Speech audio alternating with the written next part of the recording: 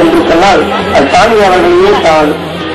சாமி அவர்கள் எங்கள் ஆலயத்தில் வந்தார், எங்களை பார்த்து தெரிந்து கொண்டார். எங்களுடைய எண்ணங்களையும் எங்களுடைய வளர்ச்சிகளையும் உணர்ந்து இந்த முழக்கங்கள் முழங்கினால் என்னென்ன நன்மைகள் கிடைக்கும் என்று உணர்ந்தவர்களை சரி செய்வதற்கு எங்களுக்காக ஐயா அவர்கள் 1 லட்சம் ரூபாய் கொடுத்தார். துவித வீட்டிலே ஆனந்த மேடையில் அடக்கம் வைத்தல் காண்பாய், அன்பருள மகளாதருள் சச்சிதானந்த சபை சர்க்குரு சமூகம் காண்பாய். சர்க்குரு சமூகம் பாரு.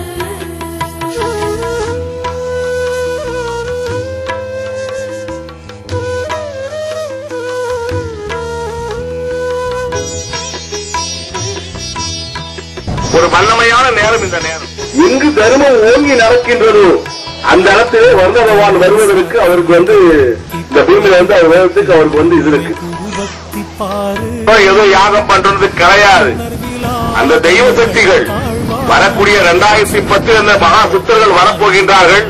அந்த 210 சித்தர்களும் வந்து கொண்டிருக்கிறார்கள். அத்தாட்சியாக தான் இந்த யாக வேள்வியை நாம் நடத்துகின்றோம். எங்கே போனது அந்த தர்மம், எங்கே போனது அந்த நீதி, எங்கே போனது அந்த மனிதனுக்கு என்ற நேர்மை. நான் பூலோக இந்திரன்றதுனால எனக்கு தேவர்களாம் என்ன கண்டு பயப்படுவாங்க. ஆனா எனக்கு மனிதர்களை பார்த்தா ரொம்ப பயமா இருக்கு. ஏன் சாமி எந்த நேரத்தில் எது கேட்பானோ, சுவாமி எனக்கு ஒரு 5 லட்சம் வேணும், சும்மா ஒரு 5 ரூபாய் கருப்பத்தை ஏற்றி விட்டுட்டு ஒரு 5 லட்சம் எனக்கு கடன் சொன்னா எப்படி இருக்கு பார்த்தீங்களா? அப்படிதான் இந்த காலத்துல சுவாமி தாடி வீட்டெல்லாம் வச்சா அப்படித்தான். ஆனால் அது அனுபவம் தான், அறிவு மிகப்பெரியது. குருனா நமக்கு அறிவுதான்.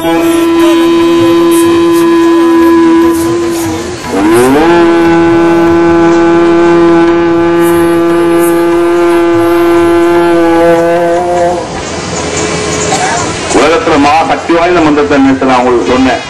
என் குரு எனக்கு கருதியது நான் உங்களுக்கு காட்டுகின்றேன். அந்த மந்திரத்தை சொல்லி நீங்க எல்லாம் நிசப்தமா ஒரே எண்ணமா ஒரே சிந்தனையா நீங்க எடுக்கும்போது அந்த ஓங்காரத்துல எல்லா தெய்வ சக்தி எப்படி வருமோ அந்த குருவின் மந்திரத்தை சொல்லும் போது எல்லா குருவாரும் உங்களுக்கு ஆசீர்வாதம் கொடுப்பாங்க. ஓம் குருவே துணை,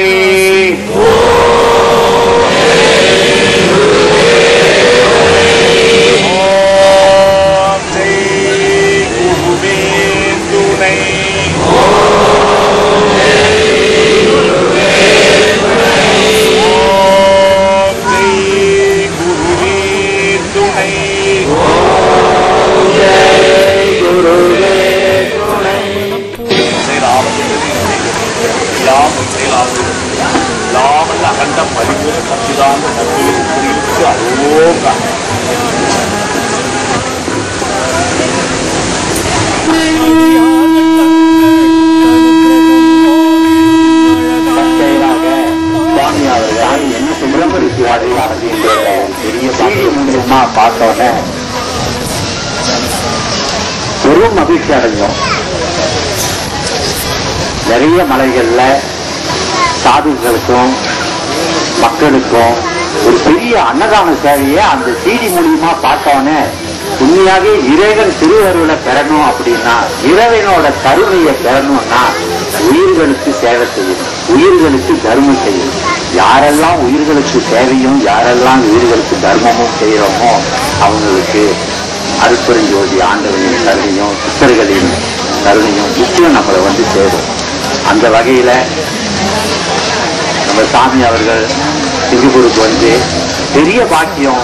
நாம் நடத்துற அருட்பெருஞ்சோதி குழந்தைகள் கருணை இல்லத்துக்கு அவர் எங்களுக்கெல்லாம் ஆசீர்வாதம் செஞ்சு இன்று இங்க வர்றதுக்கு ஒரு தூண்டுகோலா இருந்து இந்த தமிழ்நாட்டில் இந்த நம்பி மலைக்கு வர்றதுக்கு சாமி அவர்கள் ஆசீர்வாதமும் அருளும் பெரும் துணையா இருந்துச்சு. இன்று வந்து சேர்ந்திருக்கிறோம். உங்களெல்லாம் பார்க்கறதுல மிக்க மகிழ்ச்சி. ஜார்ஜியன், அவரோட துணைவியார் சுசிலா தேவி, இவங்கெல்லாம் பெரிய பாக்கியம் பண்ணியிருக்காங்க. அது என்ன ஒரு பெரிய விஷயம்னா, சாமி அவங்களை அப்படி வளர்த்து விட்டுருக்காங்க, அவ்வளவு கருமையா வளர்த்து விட்டுருக்காங்க. சமீபத்துல தான் நமக்கு பழக்கம். அதனால மீண்டும் அவர்களோட நம்ம சாமி ராஜேந்திர சுவாமி அவர்களோட திருப்பாதத்தை வணங்கி இந்த சித்ரா பௌர்ணமி யாகம் சிறப்பா நடக்கவும், சித்திகள் அதாவது சித்தர்களோட ஆசீர்வாதம் எல்லாம் சிறப்பா நடக்கும். நான் எல்லாருக்கும் எல்லா அருட்பெருஞ்ச ஆண்டவரை வேண்டிக்கிறேன். நெஞ்சமே ஏடாக நீதி எழுத்தாணியாம் குருவருள் வாக்கை பாரு, நீங்காத பக்தியே நித்தியம் பள்ளியில் குரு சேவை ஓதும் பாரு. அவர் படித்த படிப்புக்கு அந்த நாசா விஞ்ஞானிகளால கூட அவரால் சொல்ல முடியாத அளவுக்கு அவருடைய படிப்பு இன்ன வரைக்கும் அவர் படிச்சுக்கிட்டு தான் இருக்காரு. அவங்க நினைச்சா நம்ம அறிவு வந்து அவங்க உட்கார்றாங்க. உதவாதின் உறுதி பாரு, பஞ்சமா பாதகம் பாவங்கள் போகும்போது எந்த வீட்டுல நீங்க தர்மம் செய்றீங்களோ, எந்த வீட்டுல காகம் அந்த வீட்டின் மீது கூரையின் மீது அமர்ந்திருக்கின்றதோ, பூகம்பத்துல அந்த வீடு ஒண்ணுமே ஆகாதான். நோய் தர்மம் செய்யறவன் வீடு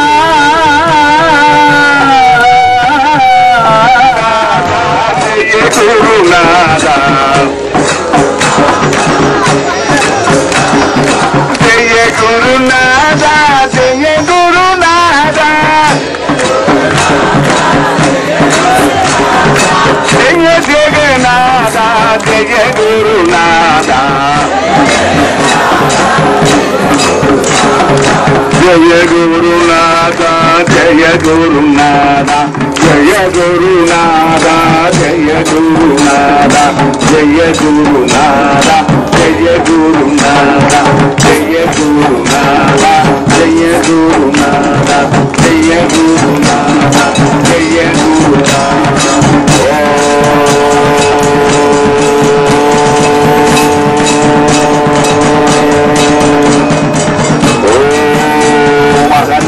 परिपूर्ण सच्चिदानंद सद्गुरु भगवान नागभुजुण्ड महर्षिயின் திருவடிகளுக்கு